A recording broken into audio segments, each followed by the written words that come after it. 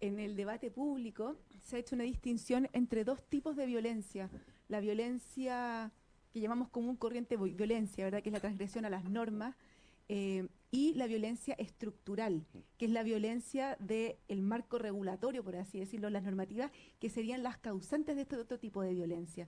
Yo siento que ahí hay una trampa para validar justamente la violencia, que es la que vemos cuando quemamos las calles, cuando no respetamos las normas y no respetamos el Estado de Derecho y los principios más básicos de la democracia, que es justamente que esas normas que nos dimos como sociedad son las que están causando la violencia y son la principal fuente de violencia. Claro, uno puede observar, y yo creo que Alejandro va a estar de acuerdo conmigo en esto, en la literatura y en el debate cotidiano en Chile, desde luego, una ampliación del campo semántico de la palabra violencia, ¿verdad? Donde la violencia no solo incluye, como naturalmente le corresponde, la coacción ejercida sobre el otro, la coacción física ejercida sobre el otro con el fin de torcer su voluntad, sino que se llama también violencia, por ejemplo, la violencia simbólica, que consistiría en negar la autocomprensión del otro, o sea, la comprensión que el otro tiene de sí mismo.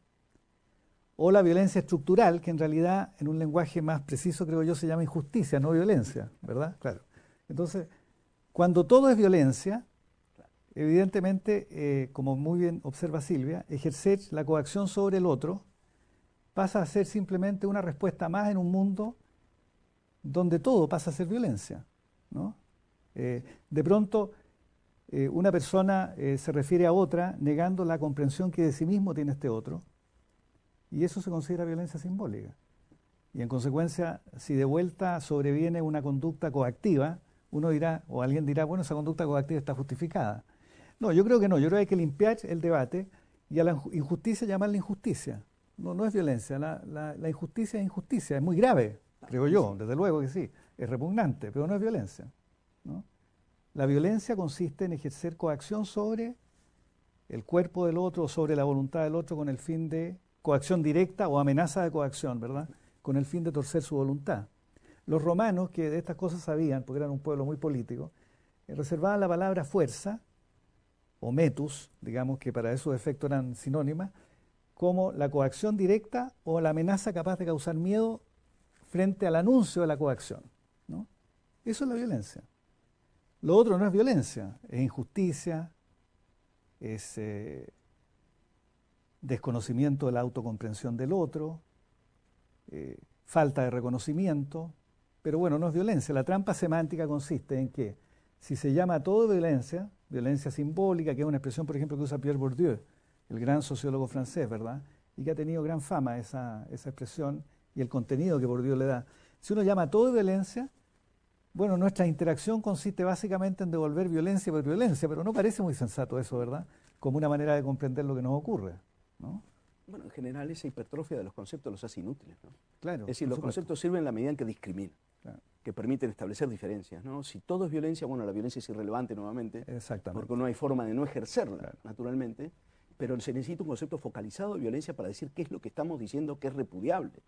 Naturalmente, en una sociedad, por muy democrática que sea, habrá conflicto, habrá oposición, habrá cosas desagradables, etcétera, pero darle el calificativo universal de violencia a todo eso es peligrosísimo, naturalmente, porque tiene indirectamente el efecto justificativo de la genuina violencia, de la violencia en sentido focal, que Silvia estaba marcando.